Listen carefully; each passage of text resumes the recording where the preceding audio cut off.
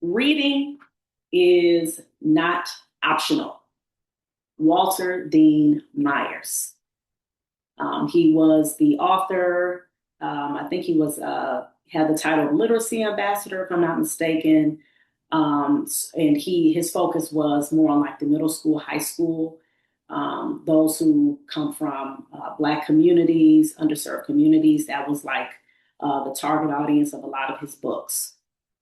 And I start off with that because that is the mindset that we must have when it comes to helping to fight this high levels of illiteracy that has been just running rampant through our Black communities, brown communities, underserved communities for a very, very long time.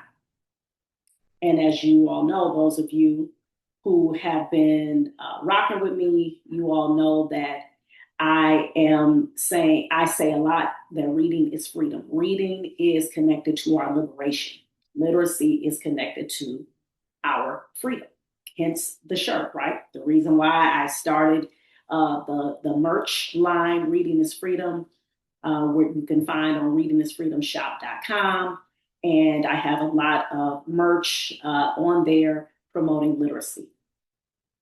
Well, this is the thing when it comes to this literacy. Of course, I focus on Black and underserved communities.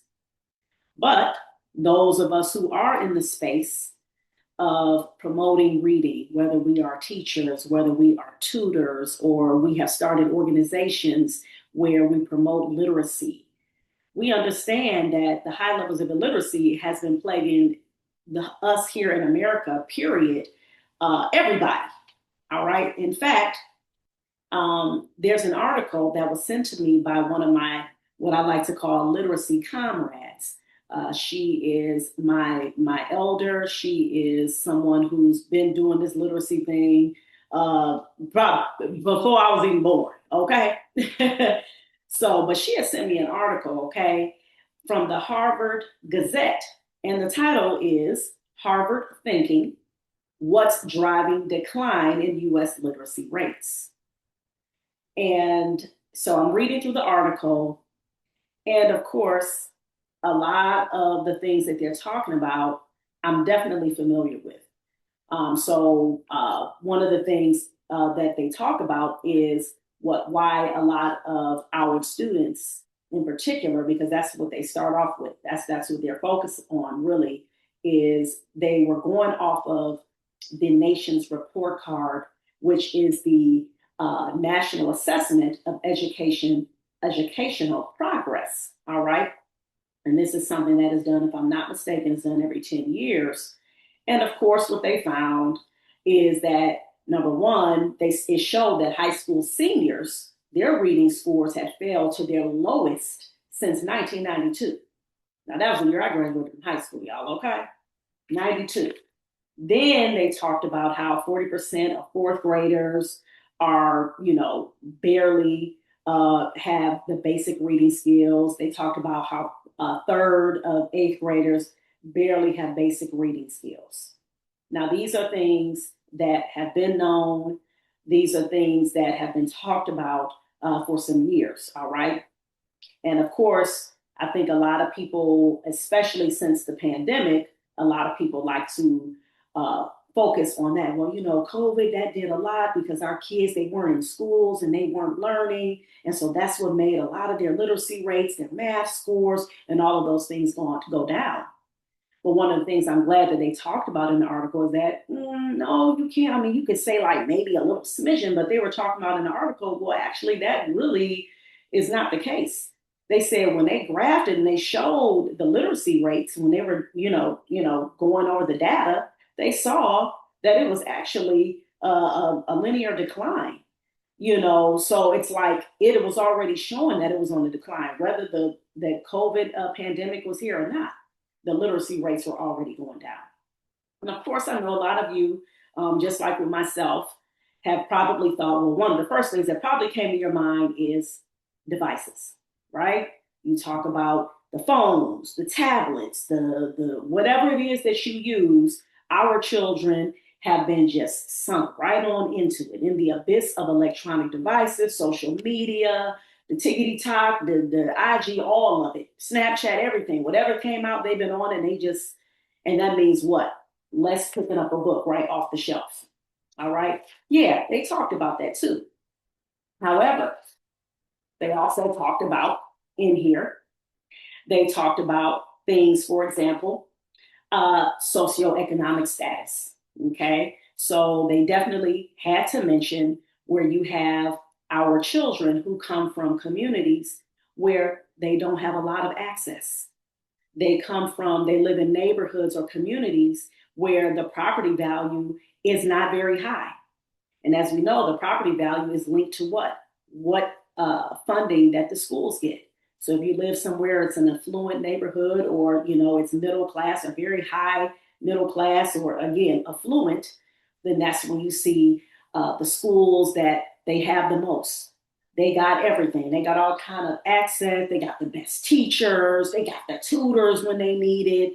And the parents, if the parents need a tutor, they don't have to worry about some kind of getting funding to get all of these tutors and stuff, because all of these folks, they got the money to be able to handle that, right? So again, what is showing is that this nation, or this colonial settler project, taking the words from Dr. Greg Carr, I love how he says that, because again, this was not a nation that was not built to have the mindset, or to put in the mindset that, you're valued, you are wanted, you are somebody who is respected. No, we understand that this nation was built upon torture, upon human trafficking, upon dehumanization, right? So, with that being said, this is why we have the situations that we have today, where you have those who typically tend to have the best of things, usually come from communities where they are Caucasian, they are white. All right. And then those who typically struggle, don't have access, they're Black, they're brown, right? These are people who usually come from lower income families. So that's one of the things they talked about. They also talked about the phonics piece. They talked about how, because again, we still have that war, right? Remember, I don't know if you all saw the documentary, The Right to Read, and they were talking about how, what's her name, Lucy Calkins and all those folks, they're like, damn to you. You've ruined our kids. You focused on just, having them the whole word approach, phasing out the phonics, having them guess at the words, because their mindset is that we want to help develop the love of reading. So that's what we're going to focus on, what they call balanced literacy. And they were phasing away from the phonics that a lot of us, like in my generation, we grew up on, where you had to learn the sounds of the letters and then blending them together. That was the focus. All right. So they talked about that. They also talked about, they mentioned students, like if they are like 4 or 5 years old, and how they wouldn't be interested in reading because they did not get those foundational skills at home on how to say the sounds of those letters, how to blend those letters together so they can they can be able to say those words. These things they were not taught.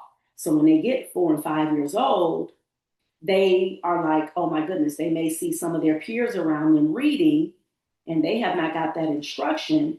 And so what do? They say they're not interested. They're cool. This is silly. They try to find excuses. These are things, again, that I'm talking about, that they talk about in the article, right?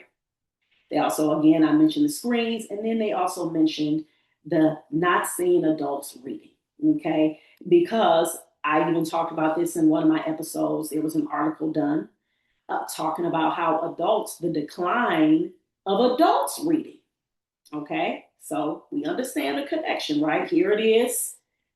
They did the study showing that the children are not reading. Then it was a study that was done, the research that was done showing, I think it said 40% decline in the United States of adults who were not reading. They read, of course, like if they had to read something for something, but in terms of like just trying to pleasure read or just read and saying they've read books, 40% decline, right? And that's one of the things that I definitely talk about in terms of the modeling piece. Our children need to see us reading. But what I wanted to draw your attention to, though, and this is something that was not really the focus in the article, and probably because, again, they were focusing, they said, hey, this is the decline is happening nationally, where it's not just Black children or children from underserved communities or brown children. You got all kids, right, who are not reading. But even in that article, it talked about how when you have the situation where those who come from lower income, lower economic status, they're the ones who suffer the most as it pertains to the decline in literacy, which typically disproportionately affects Black people, Black and brown people in this country. And what I always like to make sure that I bring into the conversation when it comes to literacy, when it comes to the lack of literacy, is the trauma, is the racism, the systemic racism that has been inculcated into this country. I know when it comes to that word trauma, because I was thinking about this as I was prepping for this particular episode, I think that a lot of people have gotten tired of hearing the word trauma, all right? Because we hear it a lot. Yes, a lot of trauma. Yeah, I grew up, we have trauma in our communities, and, we have this traumatic ways in which we have seen parenting, or the trauma that our children and that us, period, have been seen and dealt with and dealing with on a daily basis. And I think, too, the reason why is because sometimes I can see where people may not, even if they're using the word trauma or they're talking about the trauma, you still have to make sure that you are explaining it correctly, right? That you are talking about where that trauma came from. Because just like with anything, you know how you like maybe overuse a word and then you realize that, okay, maybe it didn't apply in this particular instance. And then if you overuse something, it's just like the word made me think of some narcissism. Narcissistic. You hear a lot of people saying, oh, yeah, they're a narcissist. Oh, they have narcissistic, narcissistic personality disorder. Yeah, my ex is a narcissist. When you hear things a lot, and then people tend to overuse it, and unfortunately, sometimes they may not be applying it in the correct way. Maybe that person isn't a narcissist. Maybe they just have a ugly character, all right? That could be an issue. I think about my dear sister Kalima, who's the author of her book, Hidden in Plain Sight, where she breaks down narcissism. And she even talked about that. She's like, we got to be careful in terms of just labeling everybody a narcissist, because some people just have bad behavior. All right. But just like with trauma, right? And I definitely believe that I am qualified enough to say this in terms of why we have this issue of illiteracy in our community, is because I'm always connecting the dots. When I see the issue of our people not wanting to read, they have an aversion to reading. When I see little kids saying things, I don't read, I don't like to read, have a problem. They don't even in the classrooms, they don't want to read out loud. They have a problem with reading out loud. You barely see our children. I say our children, I'm talking about our Black children first, wanting to do things like read out loud. I remember even reading one of the books that by Walter D. Myers, and he talked about how in the I think it may have been, I don't remember, it was his memoir, if I'm not mistaken, or about him. But he basically talked about how he would have to hide his books from his friends because he loved to read. He's consuming the books, he's loving it, but he also played basketball. And he knew that if he's walking around with a book talking about he read this book, he was going to get cracked on. That's being white. These are real things in our community that people literally have said they've experienced. They have seen other people experience. And especially, unfortunately, when it comes to our Black boys, our Black boys deal with that a lot. They deal with that a lot. And so that's why I'm able to say with confidence that it's trauma based. Because if you, here it is, you have a community in which this country was built on dehumanization of Black people. And in order to dehumanize people, you have to deny them their God-given rights of being able to think for their own selves, be able to problem solve, to be able to be educated. All of these things that our African ancestors who were kidnapped to build up this place, these are things that our ancestors, they were already used to doing in their own communities, with their own tribes, with their own families in their own villages. And then that to be disrupted, literally dismembered, so they can be drug over to be somebody's slave. And the rationale is that you all are heathens, you aren't civilized. Look at your skin, look at your hair texture, look at your nose, look at your build, look at you. Everything about you is just, ugh. And we're here to save you. We're here to let you know that you have to be all these things to us so that we can now have our country. We can have all the things that we have envisioned that we need so that we can have this luxurious and supposed to be this magnificent country, right? But all of this was done through trauma. And one of the ways to enslave a person is what? Deny them the right to read, deny them the right to learn, to read, to be able to think for their own selves. And if you were caught reading, if you were caught trying to read, trying to learn, then you will be extremely penalized for that. We're talking limbs cut off, eyes gouged out, lashes severely, beaten, raped, tortured, wash, rinse, repeat. All of these different things were done to our people. You think that that stuff being done to you, not just, this didn't happen for 3 years, 5 years, 7 years, 10 years. We're talking about the actual institution of the kidnapping and then the enslavement. It was the kidnapping, then the slave castles, right? Then the actual transatlantic ride, which was the ride from hell. Then the actual going to the plantations. All of that, you're talking about the 200 altogether, over 400 years. And then you're talking about the segregate when slavery was so-called quote unquote over.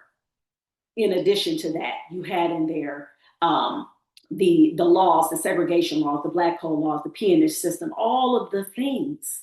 And once again, remember, we were so-called free, our people was free, but remember, they couldn't go to the public libraries. There's a book, what's it called? Ron's Big Mission, if I'm not mistaken, about the one black brother, the only black brother who was on that Challenger space show that, unfortunately had wound up, everybody had died on there.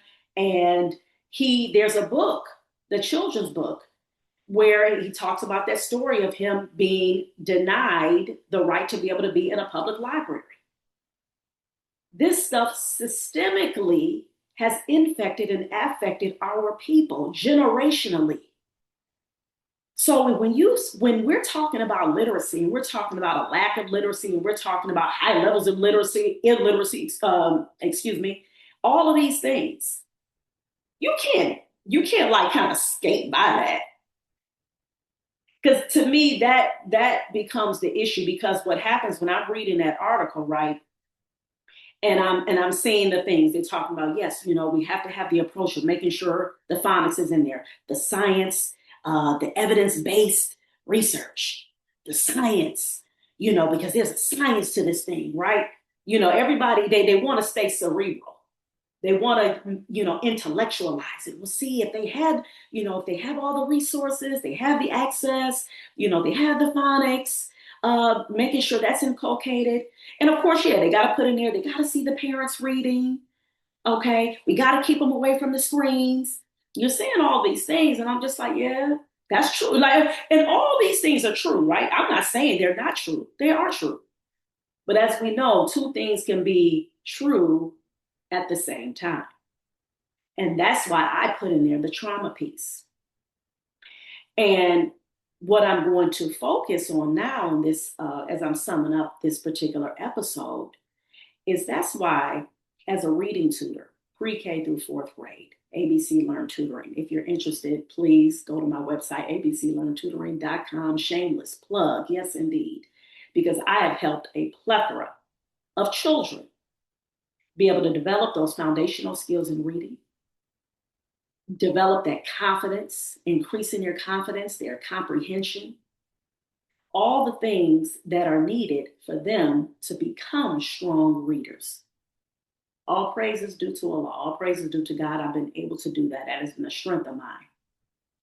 And one of the key things that I implement in my tutoring sessions is that I give these babies, and I'm talking about they could be pre-K and they copying, they still learning how to write their letters, still trying to get their letters to not be so big, all of that. They are writing quotes by Black people from here in America and across the diaspora. Why do I do this? Because this is my way of building up the confidence and educating our children that they stand on the shoulders of greatness. The way to remedy the trauma, the infusing in our people of you are nothing, you are less than, all because how God created you, how God made your beautiful skin, whether you are the darkest of the night and you are very light albino, you are on the spectrum of Blackness, okay? And as we know in the Black community, Black is more than just the shade, honey. That's our culture. That's our experience, boo. That's why you have those of us, we can be right here, Black in America, and somebody, they in Brazil, they in London, the Caribbean, and we have a lot of similar ways in which we do things within our community and our culture because we are connected. And we are connected to what? We are connected to that motherland, the cradle of civilization, Africa. And this is why I give quotes, again, by Black men and Black women who have done great things so that they can know and get a little bit, just a little bit. It doesn't turn into a history lesson because, again, I have a systematic approach in which I help our babies develop those strong foundational reading skills. But you can best believe they're going to learn about some Black history up in my sessions because I know that's what's going to build them up. That's what's going to make them believe that they can do it. When I give them a quote by Marcus Garvey that says, with confidence, you have won before you have started. And then I will have a picture of Marcus Garvey right there for that baby to see that. And that baby is right. And then I ask them, I say, do you know what confidence is? And say that hypothetically, I have a child that says, no, what's that? Confidence means that you believe in yourself. That means you believe that you can do anything that you put your mind to. All you got to do is keep trying. And what he's saying in that quote is that when you believe, that means you have already won, meaning what? When you go into any situation, when you are learning how to read, whether you are trying to play a sport, learn to play a new instrument, you are trying to learn a new skill, whatever it is that you're doing, you have to believe that you have the ability to attain that particular skill. These are simple things that I bring into my tutoring sessions on purpose because I know what I'm battling against. I'm battling against a system that has been created to say, you are nothing. Yeah, you're Black.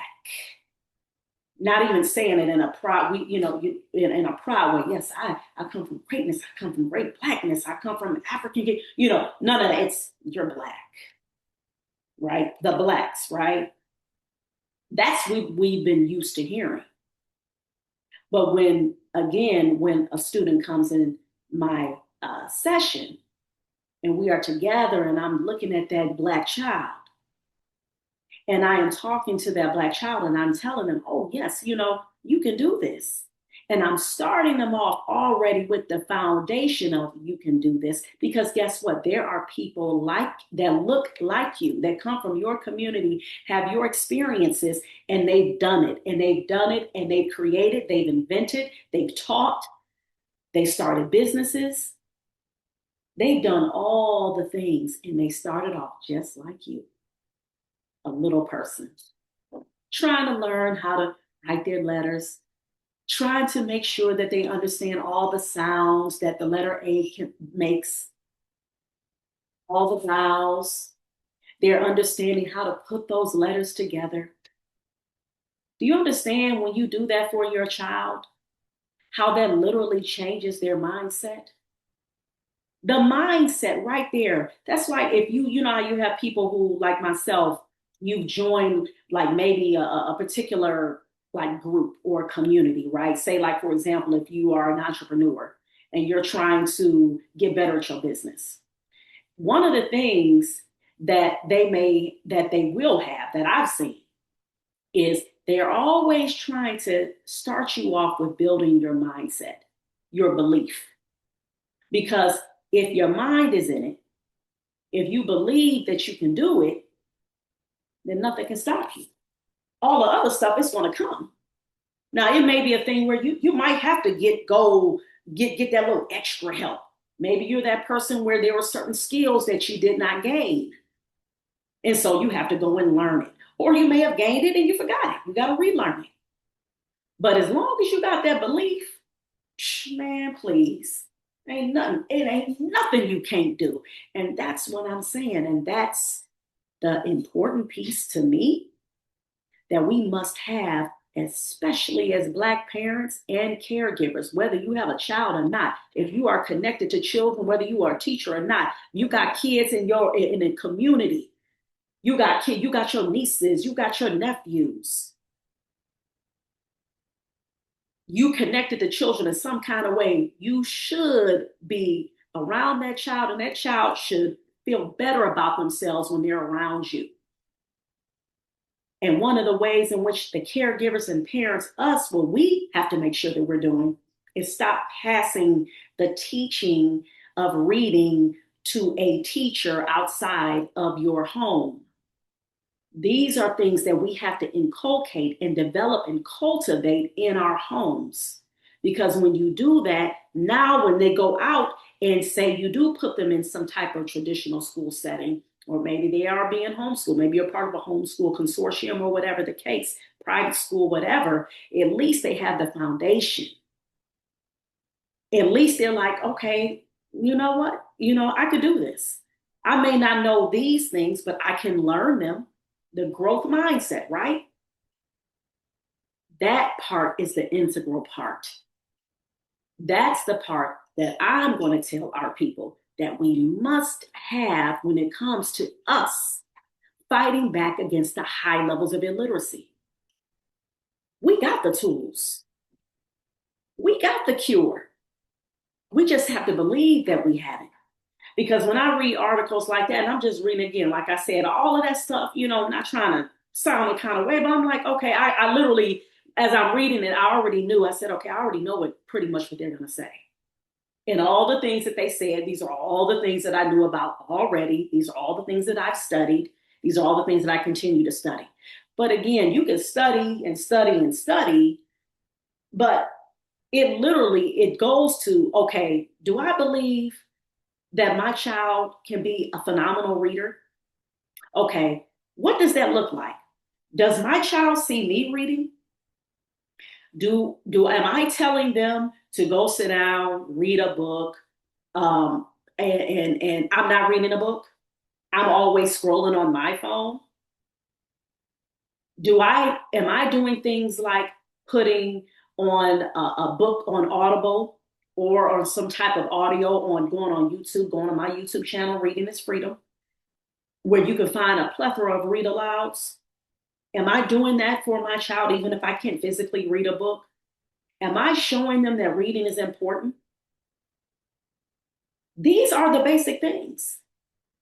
And it's not a browbeating. It's not, I'm going to just, go off on you. And I'm not just going to be talking about, man, you better read. What's your problem? You're going to go to jail. You're going to wind up being poor and broke and having an EBT card for the rest of your life. You don't have to do all that. All we got to simply do is just start modeling it, start doing things like making sure they're having those library trips pretty often, buying books.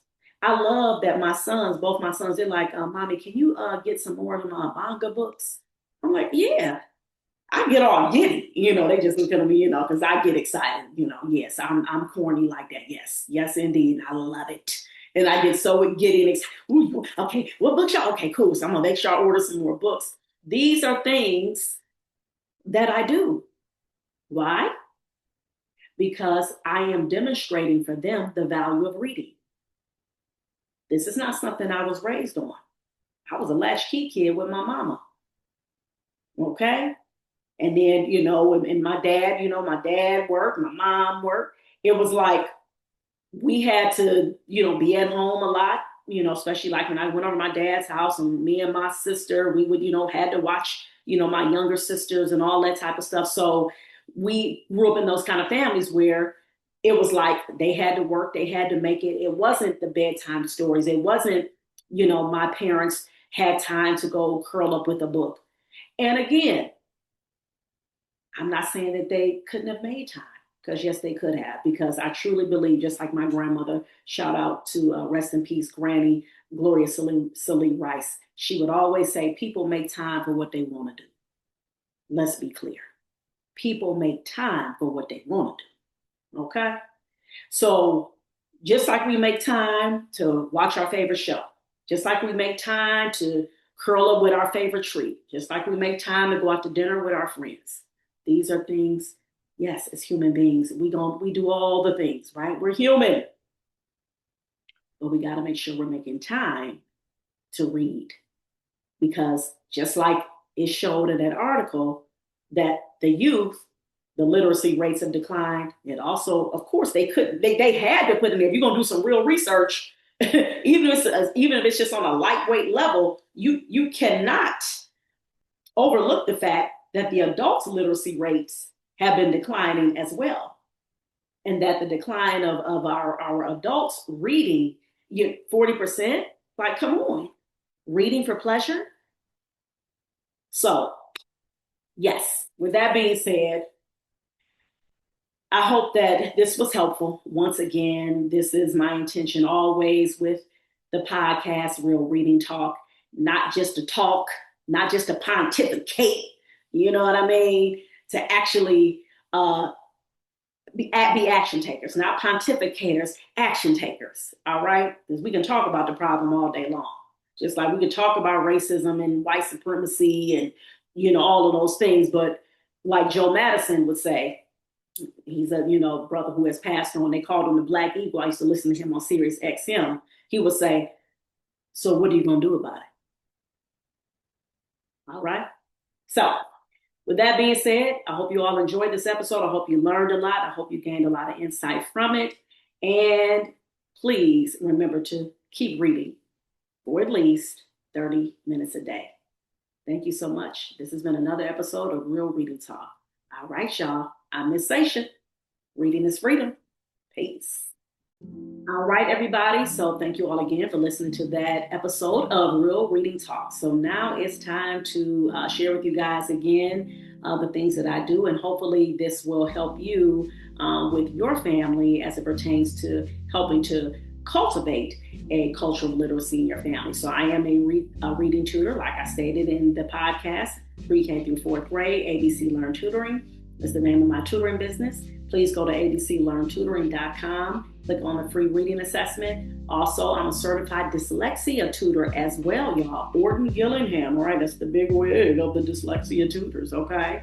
So I'm certified in that. So you guys, if your child has been diagnosed with dyslexia, yes, I can help your child, okay? So again, go to my website, abclearntutoring.com. Also, I'm the founder and executive director of ABC Read. ABC Read is our nonprofit organization in which we are here to develop and nurture a culture of literacy in Black and underserved communities. Been doing this over 10 years. Please go to our website, abcread.org. We have our reading camp in the second week that we are having. We have 2 more weeks after that. That's been really dope, and it's free. Yes, indeed, y'all. So my Cleveland folks, y'all should be there, okay?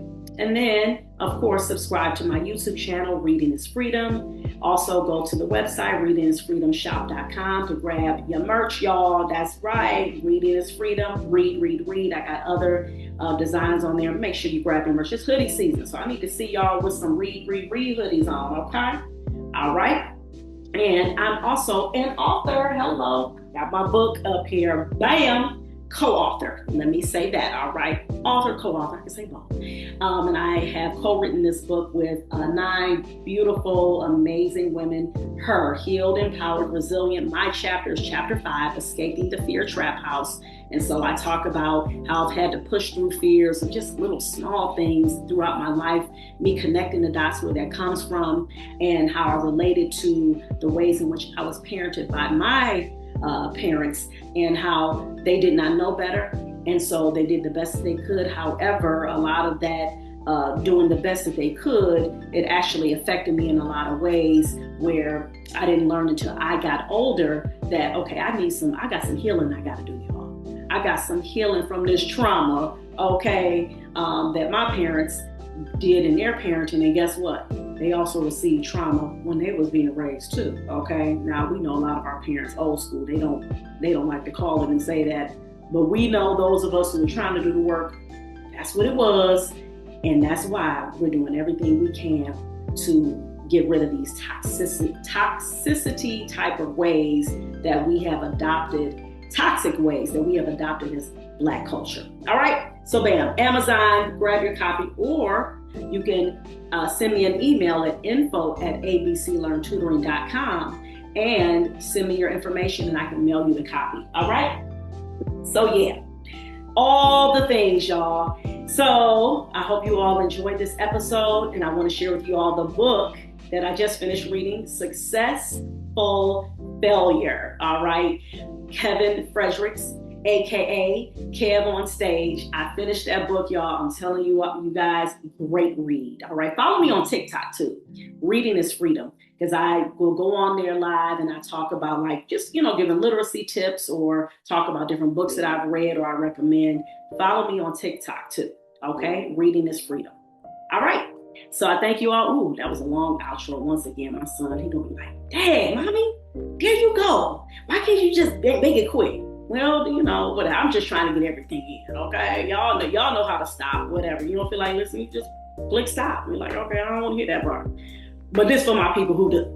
So I thank you all for listening to another episode of Real Reading Talk. Again, my name is Miss Sasha.